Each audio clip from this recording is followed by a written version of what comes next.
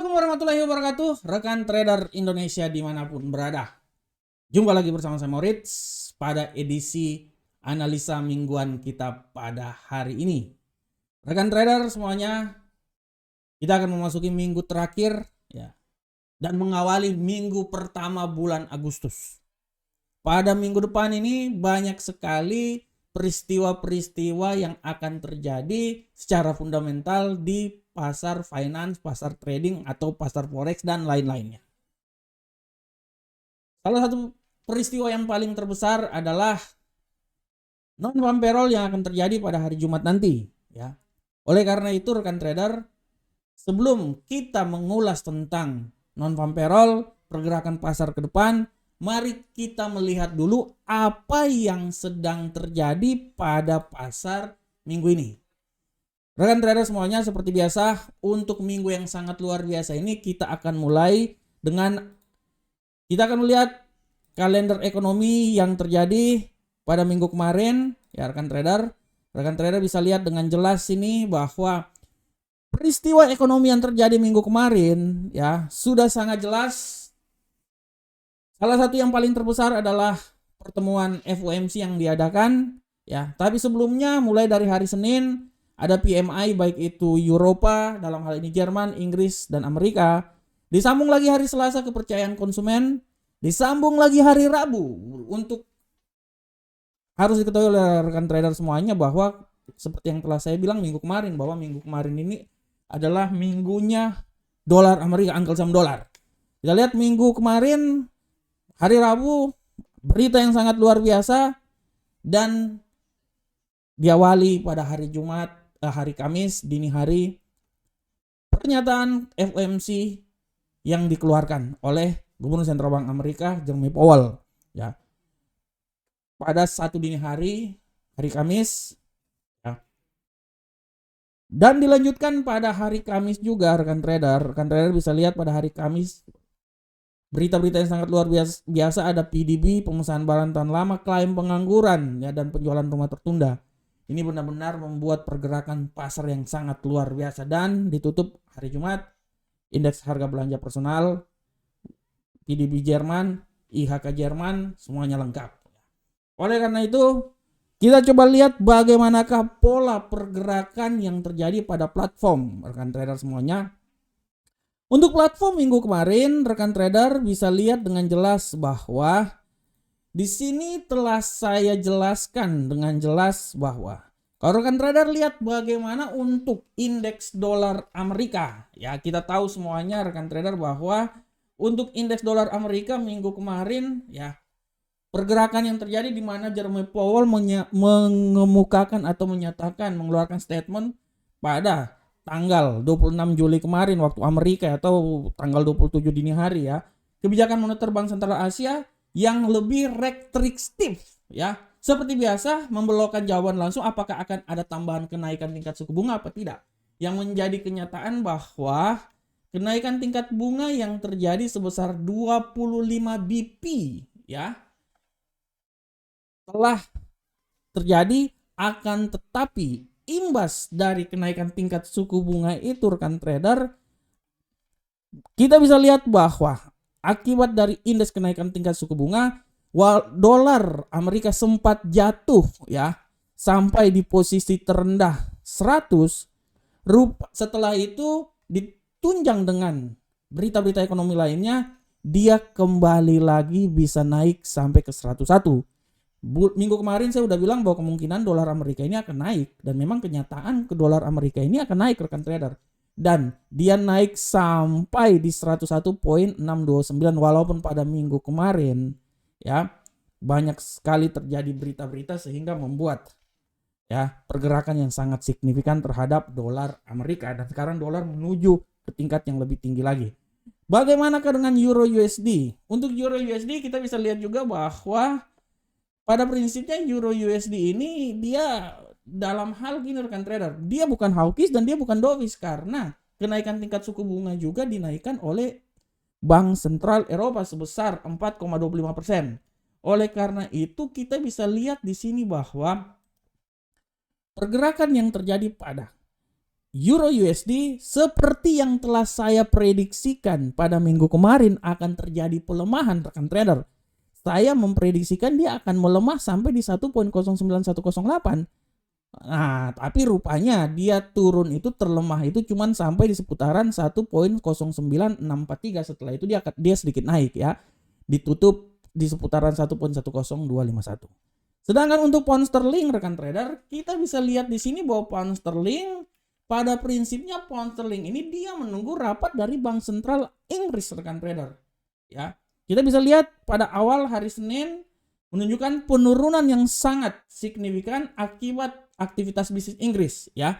Nah, setelah itu dia mengalami kenaikan dan setelah laporan FOMC yang dikeluarkan dia jatuh bebas rekan trader. Dia jatuh bebas sampai rentang yang paling terendah di seputaran 1.27772 dan di hari Jumat dia mengalami kenaikan ya. Pada prinsipnya seperti yang telah saya prediksikan, arah tendensinya memang agak sedikit melemah ya rekan trader ya. Saya memprediksikan dia agak sedikit naik dulu ya sampai di 1.29817. Ini ya nilai yang telah saya prediksikan. Setelah itu hati-hati, bisa terjadi aja pelemahan dan memang saya prediksikan sesuai dengan data yang terjadi karena saya memprediksikan saat FOMC dikeluarkan dia itu akan bergerak di situ dan menjadi kenyataan ya. Setelah dia naik dia jatuh ya. Selanjutnya bagaimana dengan gold? Kalau berbicara tentang gold ini rekan trader, ini benar-benar sesuatu yang harap kita lihat dengan seksama karena gold pada dasarnya harga emas ini berjuang untuk menentukan arah meskipun aksi volatil di pasar sangat tinggi.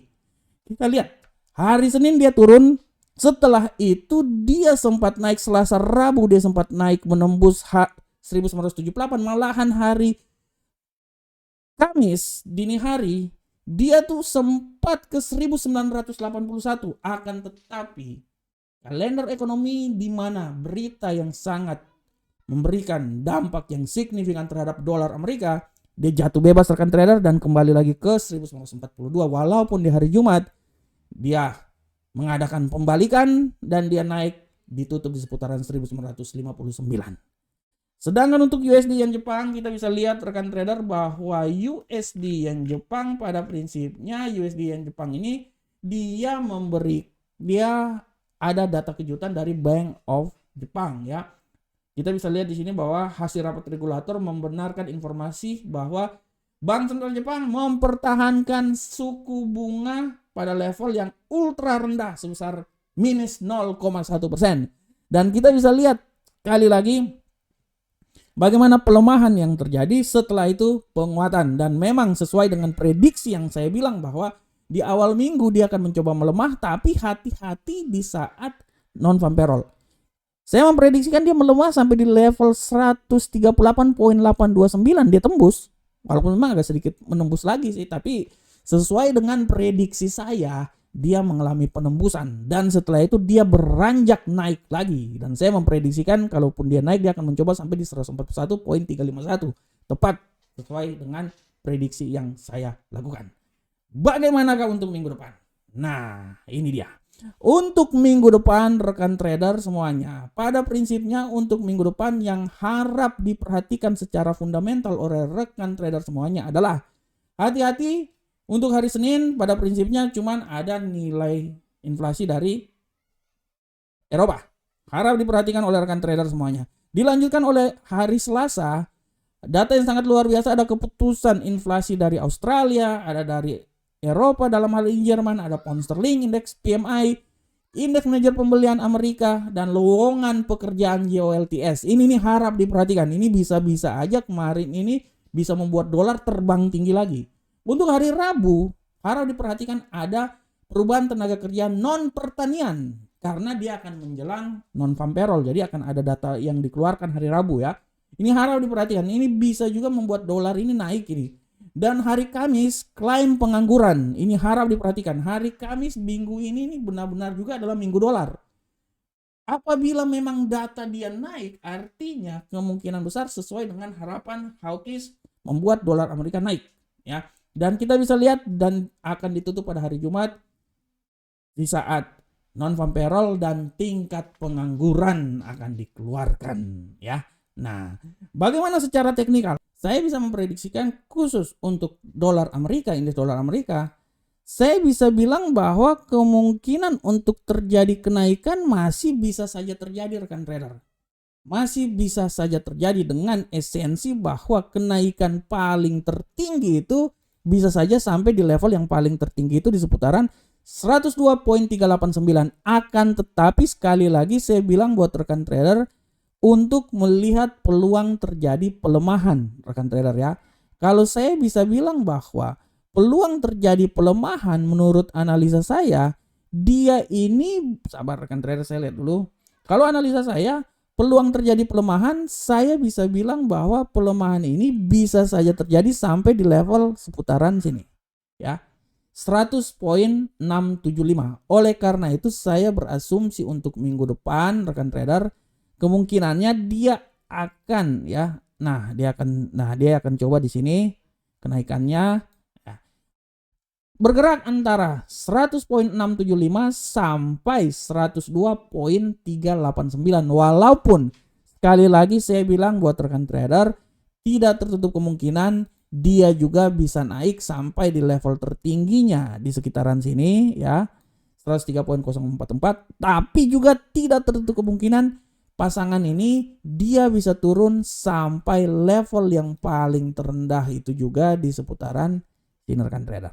Nah ini dia ya, 99.6811. Walaupun saya tidak terlalu berpikir dia bisa sampai di situ sih. Menurut saya dia masih bisa naik ya, dia masih bisa naik. Selanjutnya kita lihat di Euro USD. Untuk Euro USD rekan trader, analisa saya bisa bilang bahwa Euro USD untuk minggu depan ini masih benar-benar mempunyai peluang yang sangat kuat untuk mengalami pelemahan. Dan pelemahan dia itu saya bisa bilang ya, oke, dia bisa melemah sampai di level 1.08485 di sekitaran sini ya. Tapi sekali lagi hati-hati pembalikan. Di saat pembalikan, saya bisa bilang bahwa dia akan mencoba sampai di level paling terendah di seputaran 1.10838. Itu yang paling tertinggi ya. Sedangkan yang paling terendah di 1.08485.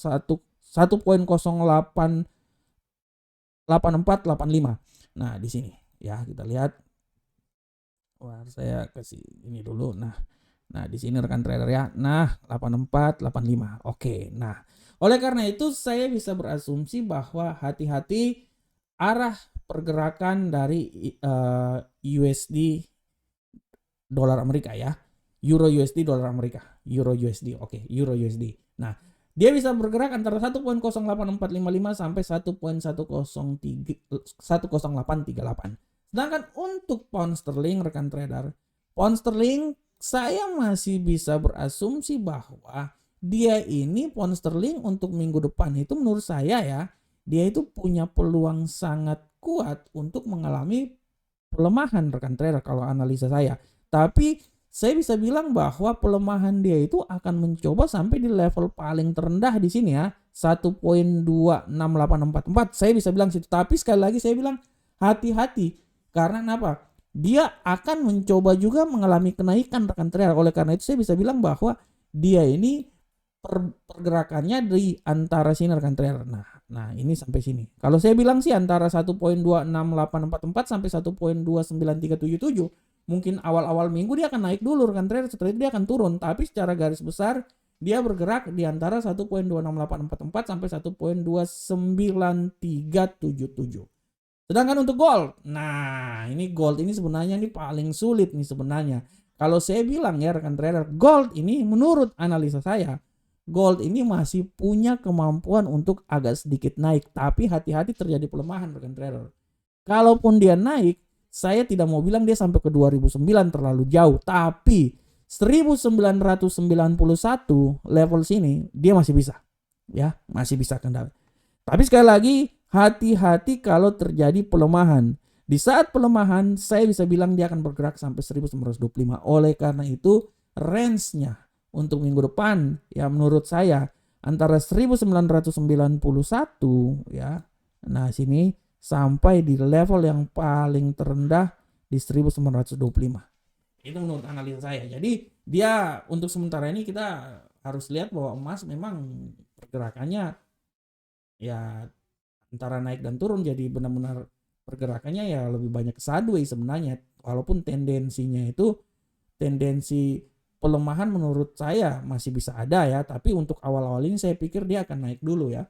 Nah, setelah itu baru dia akan kebanting ya. Karena nanti setelah hari Kamis itu berita akan banyak membantu dolar Amerika. Jadi saya bilang mungkin untuk awal minggu dia naik dulu, setelah itu dia akan kebanting di pertengahan minggu ini. Sedangkan USD Yen Jepang, rekan trader, USD Yen Jepang saya bisa bilang bahwa USD Yen Jepang, kalau analisa saya, USD Yen Jepang ini masih punya peluang untuk mengalami kenaikan, walaupun kenaikannya itu tidak terlalu besar ya. Saya bisa bilang bahwa dia ini bisa naik ya rekan trader. Minimal kenaikan dia itu saya bisa bilang paling tertinggi itu sampai di level 143.478 di sini ya.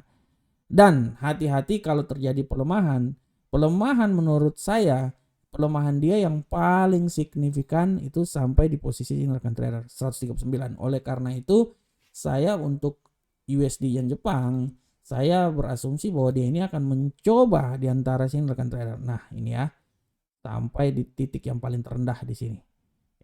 Antara 139.381 sampai 143.473. Saya pikir dia pergerakannya seperti dia mungkin agak sedikit naik dulu ya, setelah itu dia akan turun ya. Oke, rekan trader semuanya. Oke rekan trader, demikianlah rekan trader analisa mingguan kita pada hari ini. Saya selalu berharap semoga apa yang saya berikan ini memberikan masukan terhadap trading yang akan dilakukan oleh rekan trader semuanya selama 1 minggu ini ya. Biasanya apa yang saya berikan ini dalam range 1 minggu ya, kadar kesuksesannya sih ya, menurut saya sih di atas 90% lah ya. Dia masuk range ya dari arah pergerakan. Oleh karena itu rekan trader, sekali lagi saya bilang untuk style trading yang agak sedikit panjang, tetap berpatokan terhadap kalender ekonomi yang terjadi sambil melihat sentimen apa yang sedang kuat terjadi di pasar ya. Disamakan dengan analisa teknikal kita, setelah itu kita bisa memperoleh suatu analisa yang sangat luar biasa. Assalamualaikum warahmatullahi wabarakatuh rekan trader semuanya. Sampai ketemu kita pada analisa-analisa berikutnya.